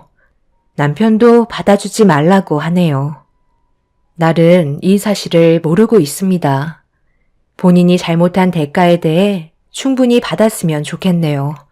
제 사연 들어주신 분들께서 이런 사람을 사돈으로 맡게 되신다면 절대 결혼을 반대하셨으면 좋겠어요. 모두가 힘들어지는 길을 선택하는 겁니다. 새해에도 모든 분들 건강하시고 소망하시는 일 모두 이루시길 바랍니다. 감사합니다. 안녕하세요. 저는 도봉구에 살고 있는 40대 여자입니다. 최근에 동서와 많은 일들을 겪었는데요. 너무 어이가 없어서 사연을 신청하게 되었습니다. 동서와 저는 사이가 좋지 않은 편이라서 웬만하면 부딪히지 않으려고 피하는 편입니다. 그런데 어느 날 저희 집에 갑자기 찾아왔길래 많이 당황한 적이 있었어요. 예전에 얼굴을 붉히고 한바탕 싸운 적이 있어서 저도 참 난감했었는데 무슨 일인지 들어보니 돈을 빌려달라는 거였어요. 급하게 5천만 원이 필요하다며 다음날 바로 빌려주길 원하길래 무슨 일 때문에 필요한지 물어보게 되었죠. 저도 당장 현금화 시킬 수 있는 자금이 없었을 뿐더러 출장 간 남편과 상의조차 안 된 부분이라 시간이 필요하다 얘기했지만 바로 갚을 수 있다며 당장 달라고 재촉하길래 아무 말도 하지 못했었네요. 형님, 제가 일주일 안에 바로 드릴 수 있다니까요. 너무 급해서 그러니까 일단 좀 빌려주세요. 5천만 원 해주실 수 있잖아요. 갑자기 찾아와서 돈을 빌려달라고 하면 내 입장이 어떻겠어? 돈 문제가 나 혼자 결정할 수 있는 것도 아니고 시간이 필요하지. 그런데 우리 사이가 돈을 빌려줄 만큼 사이가 좋은 것도 아니잖아?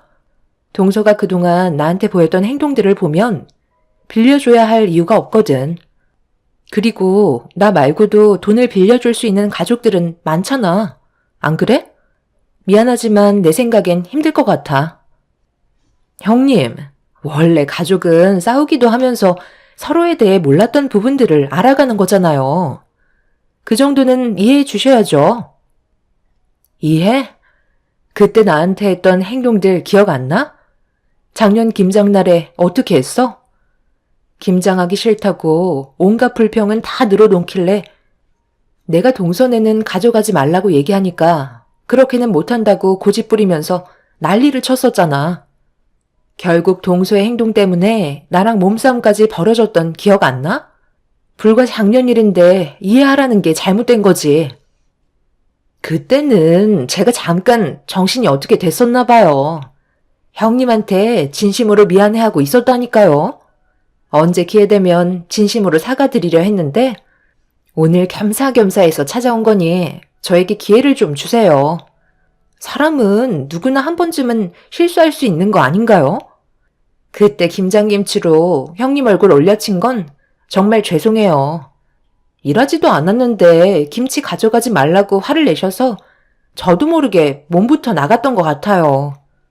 제가 지금 얼마나 상황이 좋지 않으면 형님한테까지 찾아왔겠어요. 그래도 돈 문제는 나 혼자 결정할 수 있는 문제가 아니라서 미안하지만 바로 답을 줄 수 없을 것 같아. 지금 시간도 많이 늦었는데 연락도 없이 찾아온 건 실례인 거 알지? 나는 지금 당장 해줄 말이 없는 것 같은데 더 있을 거야? 형님, 작년 일은 정말 죄송해요. 제가 오죽했으면 찾아왔겠어요. 가족들한테도 돈을 빌린 상태라 손을 벌릴 데가 형님밖에 없어요. 돈이 필요한 이유를 세세하게 알려드릴 순 없지만 하나 확실한 건 일주일 내로 다시 돌려드릴 수 있다는 거예요. 그건 동서 생각이지. 돈을 빌려주는 내 입장에서는 어디에 사용하는지도 모르는데 무턱대고 빌려줬다가 나중에 나한테 불이익이라도 생기면 그때는 어쩌려고. 동서랑 내가 사이도 안 좋아졌는데 오히려 감정의 골은 더욱더 심해질 게 뻔하다고. 갑자기 찾아온 동서가 돈을 빌려달라고 부탁하길래 솔직히 많이 당황스러웠었어요. 작년 김장 때 엄청난 일들이 있었거든요. 가족 모두가 새벽부터 나와서 정신없이 김장하고 시부모님께서 수육까지 삶아서 함께 모여 밥을 먹고 있는데 뒤늦게 시댁에 온 동서 내외가 밥은 제일 많이 먹어놓고 오후에 김장을 마저 하려고 가족 모두 분주하게 움직이고 있는데 동서는 아무것도 하지 않고 일하는 모습만 보고만 있길래 제가 한 소리 했는데 그게 기분 나빴는지 되려 저에게 대들기 시작했고 서로가 안 좋아진 감정으로 대화를 주고받다가 일하기 싫으면 김장김치도 가져가지 말라고 화를 내는 순간 동서는 만들어 놓은 김치를 제 얼굴에 날리면서 집안은 아수라장이 되고 말았었어요. 그때 이후로 동서와 저는 서로 말 한마디 하지 않고 지내왔었는데 연락도 없이 갑자기 찾아와서는 무턱대고 돈을 빌려달라고 하니 얼마나 어이가 없었겠어요. 그동안 저에게 사과 한마디 없다가 급전이 필요하니까 아쉬워서 용서를 비는 것 같아 오히려 기분이 더 안 좋았었죠. 동서는 나중에 다시 오겠다며 돌아갔지만 그날 저녁 내내 기분이 좋지 않았습니다. 그런데 남편에게 전화가 와서 받았는데 동서가 시동생한테 얘기했는지 시동생이 남편에게 돈을 빌려달라고 부탁을 한 것 같았어요. 그래서 저희 집에 동서가 왔다 간 걸 알았는지 걱정이 돼서 전화했길래 좀 전에 있었던 상황에 대해 대충 얘기해 준 뒤 돈을 빌려주지 않고 돌려보냈다며 화가 나 있는 남편을 진정시켰습니다. 그렇게 며칠 동안 잠잠하더니 동서가 정말 돈이 급하긴 했는지 다시 저희 집에 왔는데 이번에는 혼자가 아닌 시동생까지 함께 왔었네요.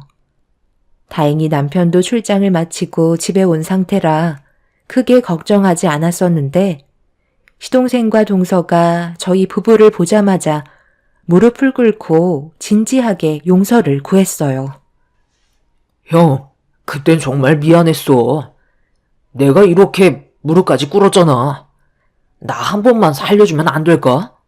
지금도 급하게 돈이 필요한데 더 이상 당겨 쓸 데도 없어서 도움받을 곳이 형밖에 없어.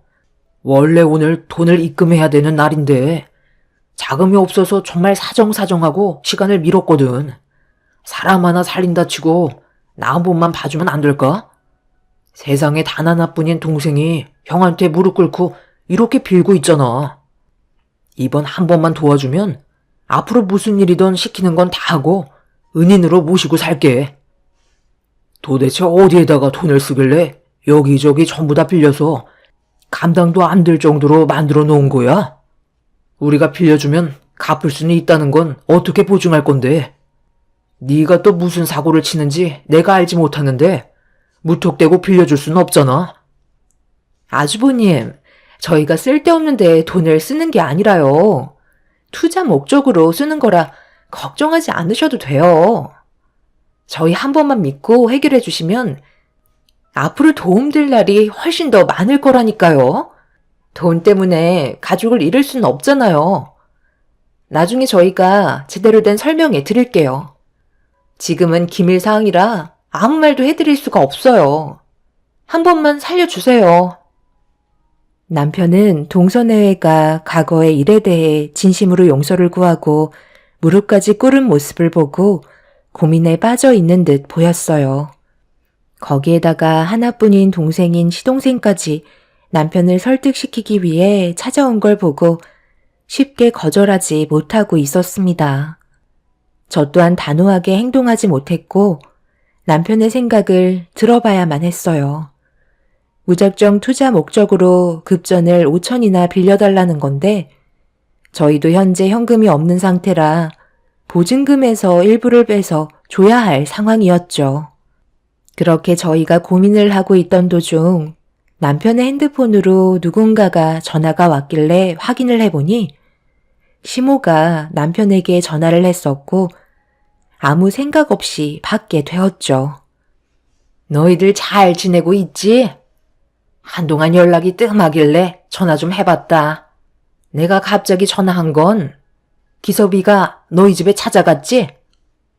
그걸 어떻게 하셨어요? 무턱대고 찾아와서는 돈을 빌려달라고 하길래 지금 많이 난감한 상황이에요. 나도 대충은 알고 있다.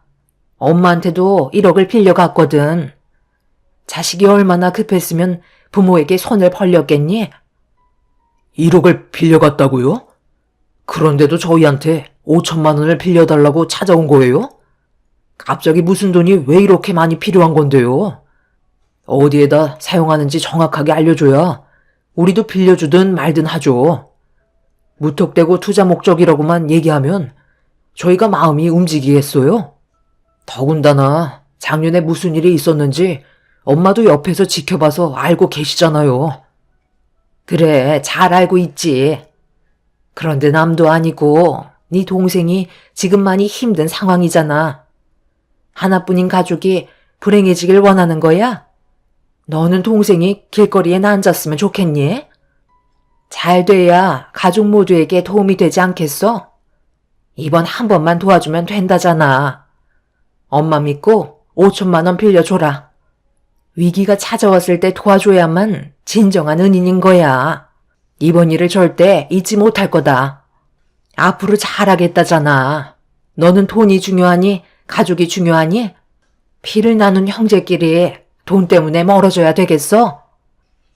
남편은 시모의 말을 듣고 있는데 많이 당황스러워하고 있었어요. 대충 어떤 상황인지는 알고 있었지만 시모도 정확하게는 모르고 계신 듯 보였습니다.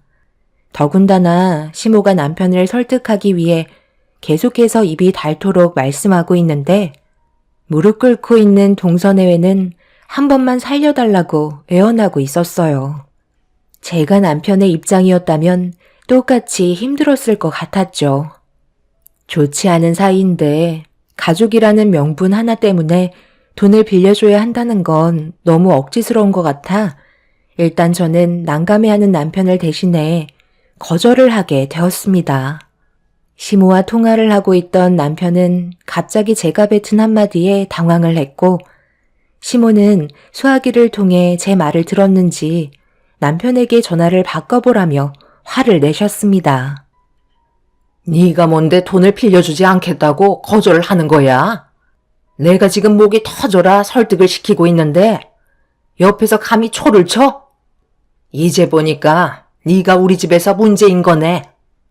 그때도 그냥 입 닫고 아무 말도 하지 않았으면 이런 일이 있었겠어? 항상 작은 며느리를 못마땅해 하더구먼. 결국 싸움까지 이어지게 만들었잖아. 너도 손윗 사람으로서 잘한 거 하나 없는데 동생들이 먼저 손을 내밀고 용서를 구하면 받아줄 생각을 해야지. 오히려 지금이 기회인 것 마냥 그때 당했던 걸 복수라도 하는 거야? 속이 그렇게 좁아 터져서 앞으로 내 아들과 결혼 생활하는데 내조는 잘할 수 있겠니? 어머님, 왜 그런 식으로 말씀하세요? 저희도 주머니 형편이 좋지 않은 상태인데 서방님이 많이 힘들다고 해서 무턱대고 빌려줄 수 있는 상황이 아니잖아요. 그리고 그때 일을 떠나서 돈 문제는 정말 예민한 거 어머님도 잘 아시잖아요. 예전에 아시는 지인분에게 돈 빌려드렸다가 어떻게 됐어요? 도망가서 잠적하는 바람에 아직까지 못 받고 계시지 않나요? 그 말이 왜 여기서 나와? 너는 남이랑 가족이랑 똑같니? 괜히 쓸데없는 얘기 하지 말고 당장 자금 준비해서 빌려주도록 해라. 괜히 나한테까지 안 좋은 이미지 박히고 싶니? 좋은 말 할 때 하라는 대로 하고 이번 주 주말에 모두 다 집으로 와라. 시모는 제가 돈을 빌려주지 않겠다고 얘기하자 화가 머리끝까지 올라오셨고 상황은 점점 안 좋게 만들어 가셨어요. 남편도 문제가 점점 커지는 게 싫었는지 저와 진지하게 대화를 이어나가면서 돈을 빌려주는 쪽으로 얘기하길래 어쩔 수 없이 남편의 말을 따르기로 결정하게 되었어요. 남편도 기분이 좋은 건 아니었지만 이번 계기로 인해 동서내외와 사이가 좋아지면 앞으로 가족 모두에게 좋은 영향을 줄 것 같아 고심 끝에 결정한 거였죠.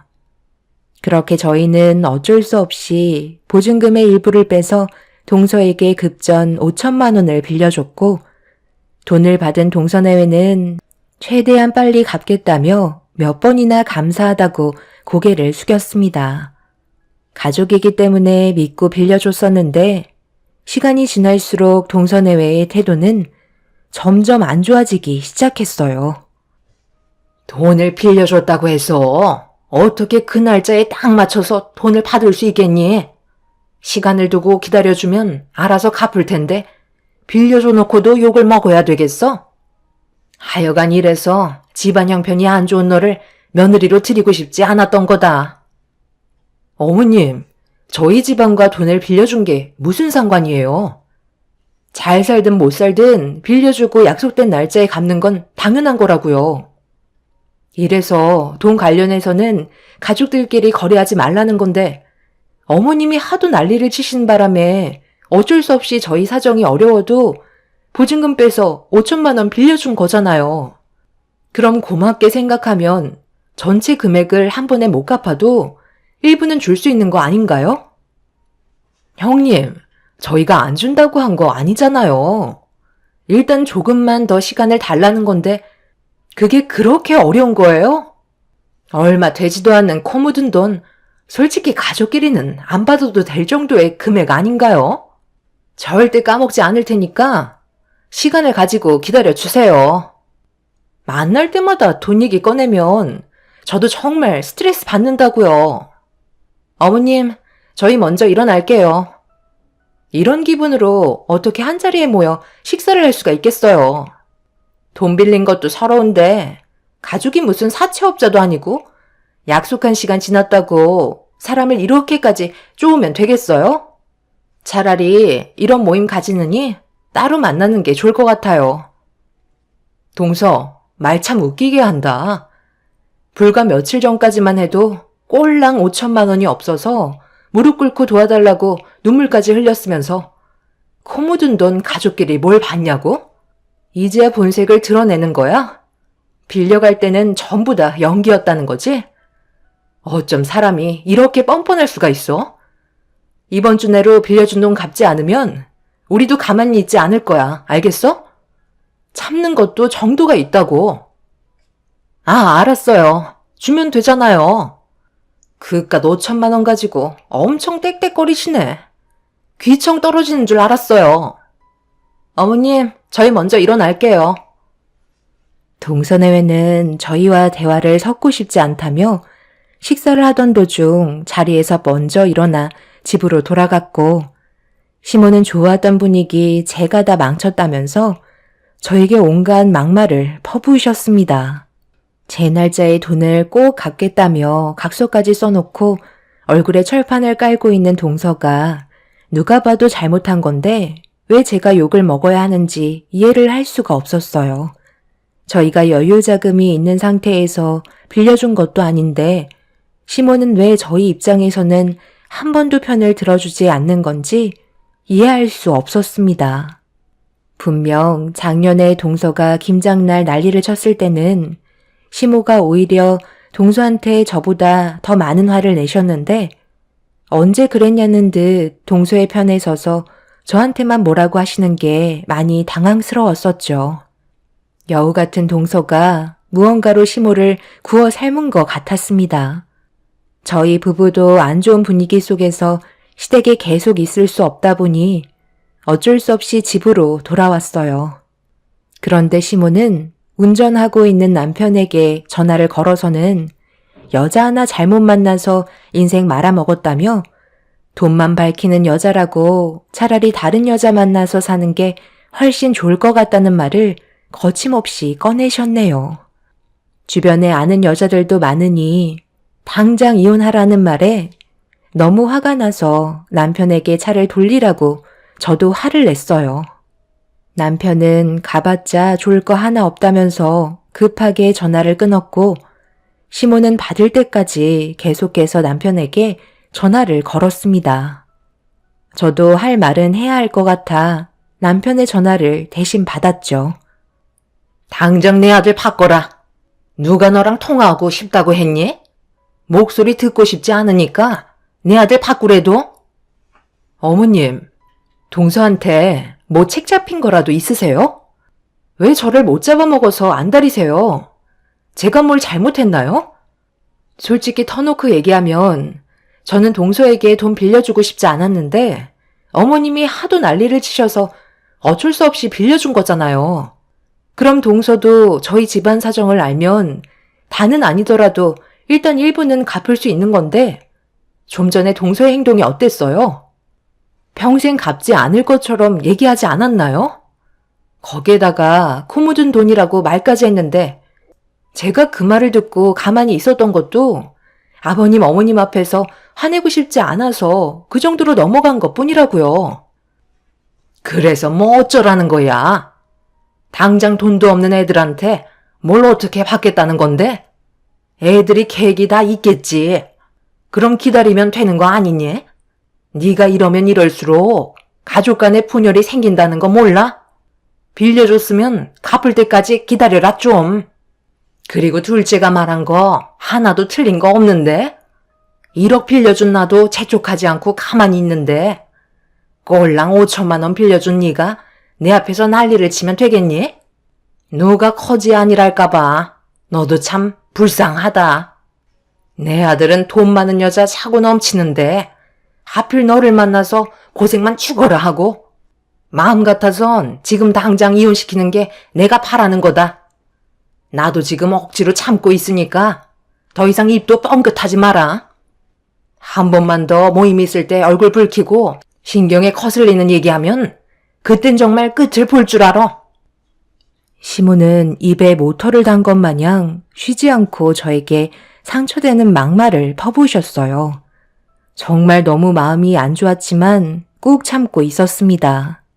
분명 제 잘못이 아닌데도 왜 욕을 먹어야 하는지 이유를 알지 못해 시모에게 너무 서운했었어요. 그렇게 동서가 돈을 갚을 때까지 기다리게 되었고, 그 시간이 일주일이 지나 한 달이 지나고 세 달이 지나갈 때쯤 기다리다 지친 저도 더 이상은 참을 수 없어 동서에게 전화를 걸었습니다. 예상했던 대로 제 전화를 피하더라고요. 처음에는 그러려니 했는데 전화를 받지 않는 게 일부러 저를 피하고 있다는 걸 느낄 수 있었습니다. 시모도 이런 점에 대해 알고 계셨지만 참견하지 않으셨어요.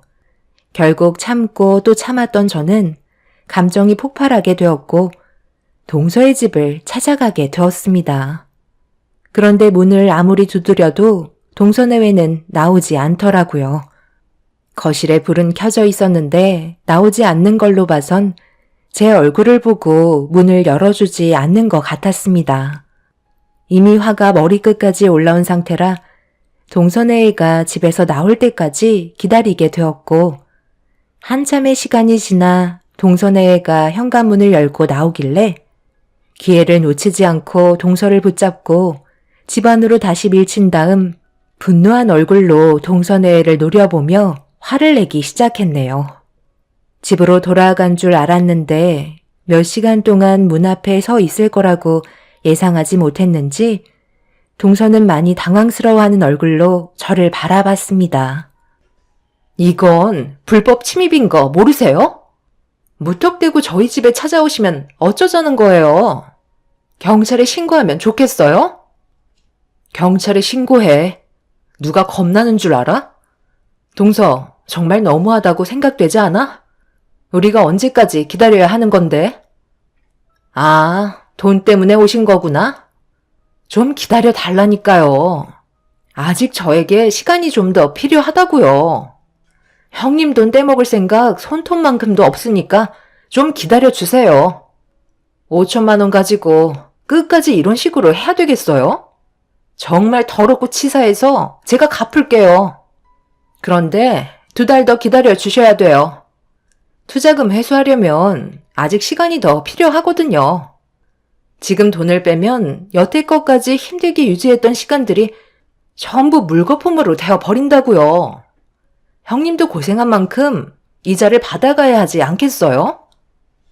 쓸데없는 말 듣고 싶지 않으니까 당장 내 앞에 5천만 원 가지고 와. 그리고 2번 다시 우리 얼굴 안 봤으면 좋겠다. 이미 작년부터 안 좋은 감정을 가지고 있었지만 이번엔 더 큰 상처를 받아서 5천만 원 돌려받고 2번 다시 얼굴 안 봤으면 좋겠네. 정말 형수님은 참 피곤한 타입이셔. 기다림도 없고 형이 너무 불쌍한 것 같아요. 제가 형수님이랑 살았으면 숨 막혀서 세상 떠났을 것 같거든요. 얼마 되지도 않는 돈 가지고 계속 이러실 거예요? 더럽고 치사해서 내일 당장 드릴게요. 지금 그게 무슨 말이야? 그러다 우리한테 문제가 생기기라도 하면 어쩌려고? 그렇게는 안 돼. 시기가 좋지 않다고. 그래서 언제 시기가 좋아질 건데? 하루 이틀도 아니고 시도 때도 없이 휘둘리고 있잖아. 형수님 얼굴 좀 안 보고 살면 안 돼? 2달만 참으라니까. 우리가 투자한 시간이 아깝지도 않아? 형님도 여태까지 참은 거 2달만 더 기다려 주세요. 동서는 당장은 돈을 갚기 힘들다면서 무조건 제 말을 거절했고 결국 아무것도 얻지 못한 채 감정만 상처받고 집으로 돌아왔어요. 때마침 회사에서 퇴근한 남편이 아무 소득이 없었다는 걸 알게 되자 많이 곤란한 얼굴 표정을 하고 있었습니다. 어쩔 수 없이 마지막으로 한 번만 더 기다려보기로 했었어요. 그래서 2달이라는 시간을 기다리게 되었는데 남편이 출장을 가게 되면서 저희 가족에게 예상하지 못한 일이 터지고 말았습니다. 남편의 전화 한 통을 받고 위치가 적힌 주소로 급하게 달려가 건물 밖에서 기다리고 있는 남편을 만났어요. 그리고 서둘러 건물 안으로 들어갔죠. 그런데 제 눈앞에 펼쳐진 광경은 뭔가 좀 달랐습니다. 꽤 많은 사람들이 모여 있었는데 연단 앞에 동서와 서방님이 자리에 앉아 있었어요. 그 모습을 보고 유심히 지켜보고 있던 도중 남편의 한마디에 입을 다물지 못할 정도로 경악을 하고 말았습니다. 충격적이게도 동서내외가 다단계에 빠져 있는 것 같다는 말이었어요. 많은 사람들이 정장을 입고 앉아 있었는데 연단 앞에는 정기총회라는 플래카드가 걸려 있었고 동서내외의 모습을 멍하니 지켜보고 있는데 누군가 저와 남편을 호명했어요. 남편이 저희 부부를 새로 들어온 신입으로 알린 것 같았습니다. 동서내외의 가족이라고 미리 얘기한 듯 보였어요. 그래서 안내받은 자리에 앉아 있었는데 눈앞에 펼쳐진 모습은 정말 충격적이었죠. 동서내외가 남편이 말한 다단계 회사에서 실적이 제일 좋은 직원으로 뽑혀서 연단에서 상을 받고 있었습니다. 그 모습을 멍하니 바라보며 좀 더 상황을 지켜보고 있었는데 연단에서 동서내외가 누군가를 향해 밝게 웃고 있었습니다. 전혀 생각하지 못했던 인물이라 남편과 저는 입을 다물지 못했었죠. 시모가 동서내외를 반겨주며 고생했다고 격려를 해주고 있었어요. 그리고 잠시 뒤 남편과 제가 앉아 있었던 자리는 신입사원들을 교육해주기 위한 자리였고 동서내외와 시모는 저희 부부를 발견하지 못한 채 지나쳐서 밖으로 나가려 하는데 어떤 직원이 동서내외한테 다가가 대화를 나누더니 저희 쪽을 바라보며 눈을 마주쳤습니다. 직원이 저희 부부 얘기를 한 것 같아 보였어요. 그런데 사색이 된 얼굴로 급하게 도망을 치려 하길래 남편이 자리에서 벌떡 일어나 급하게 뒤쫓아가서 동서내외와 시모를 붙잡았습니다. 그리고 잠시 뒤 말도 안 되는 일들이 눈앞에 펼쳐지기 시작했어요. 여긴 어떻게 오신 거예요? 함부로 들어올 수 없는 곳인데. 저희가 지금 일하는 중이니까 나중에 다시 얘기하는 게 좋겠어요. 뭘 나중에 얘기해? 재수 씨 이름 대니까 바로 들여보내주던데. 둘이 지금 뭐 하는 거야? 출장 와서 볼일 보고 집으로 돌아가려는데 재수 씨가 건물 안으로 들어가는 모습을 봐서 뭔가 싶어 와봤거든. 그런데 지금 모두 다단계에 속해 있는 거야? 무슨 다단계야? 여기도 엄연한 회사라고. 많은 사람들이 돈 벌겠다고 떼지어 들어온 거 안 보여? 우리 위치가 얼마나 높은 줄 알아? 정상적인 회사니까 쓸데없는 얘기하지 말고 초칠 생각 꿈에도 하지 마. 설마 여기까지 돈 받으려고 온 거야? 너희들 이번에 실적 좋아서 포상금 받았는데 그걸로 그냥 돈 주고 땡쳐라. 어떻게 남의 회사까지 쫓아와서 돈 달라고 난리야? 정말 지긋지긋하다. 너희들 없어도 이제 잘 먹고 잘 살 수 있으니까 2번 다시 내 앞에 얼굴 보이지도 마라. 시모와 동서내외는 저희가 돈을 받으려고 쫓아온 줄 알고 있었어요. 너무 예민한 모습을 보이길래 좀 이상하다 싶었는데 잠시 뒤 경찰들이 우르르 몰려 들어왔고 사람들을 에워싸며 건물 밖으로 빠져나가지 못하게 막고 있었습니다.